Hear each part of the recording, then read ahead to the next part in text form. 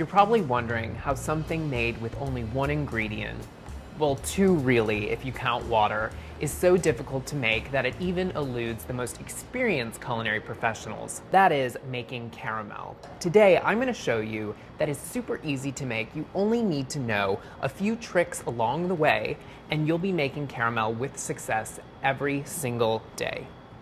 Maybe not every day. To start, I have a cup of granulated sugar. So there are a lot of conflicting recipes out there for caramel, and some start with just sugar and no water, and that would be considered a dry caramel.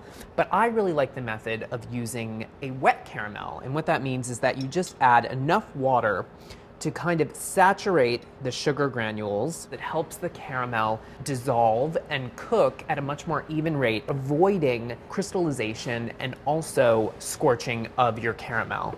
Once you add your water to your sugar, just swirl the pan around gently. You don't want to use a spoon here or anything else. Just kind of swirl it around until the sugar is saturated with the water. Now I'm going to turn this on a medium heat. You can do a couple things here. If you're cooking your caramel for candies and you need it at a certain stage, then I really suggest that you use one of these candy thermometers where it will tell you when it's at a hard ball stage or a hard crack stage.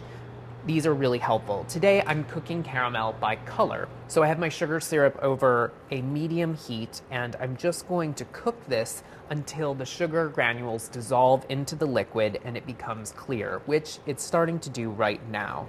Now, one trick is to add a little bit of acidity, and I like to do that with just a small squeeze of lemon. The acid really helps in preventing crystallization.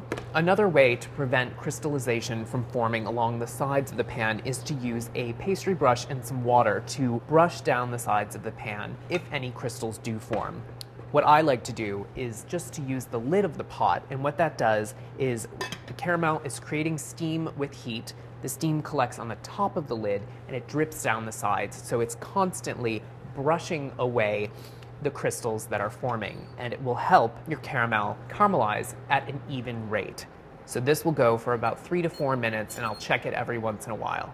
So it's been about 3-4 minutes. You can see that the caramel is just starting to turn color. It's a very pale amber right now, and no crystals have been built up around the side just from having the lid on top. A little trick here, most people don't know when their caramel is ready, and an easy way to check that is to take some of your caramel and drop it onto a piece of parchment, and you can really gauge the color of your caramel from that.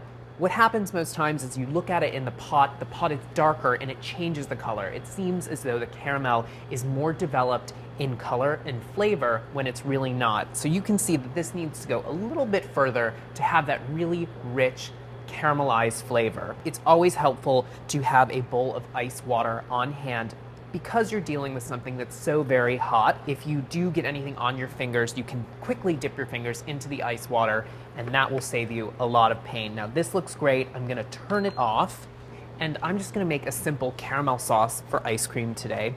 And I'm gonna pour in 3/4 of a cup of heavy cream. And you wanna make sure that you turn off your burner here because the added heat will just make this mixture kind of overflow. So do turn the heat off. And then to contrast all of that sweetness from the caramel, a 1/4 teaspoon of salt. So gently swirl this together, and once it's all combined, let this cool before pouring it over your vanilla ice cream. The caramel sauce has cooled. It's a wonderful, rich, thick consistency, perfect for pouring over ice cream. And so now that you know these simple tricks and tips in making a caramel from scratch, I'm sure you will be making it this holiday season. So there you go, caramel kitchen conundrum solved.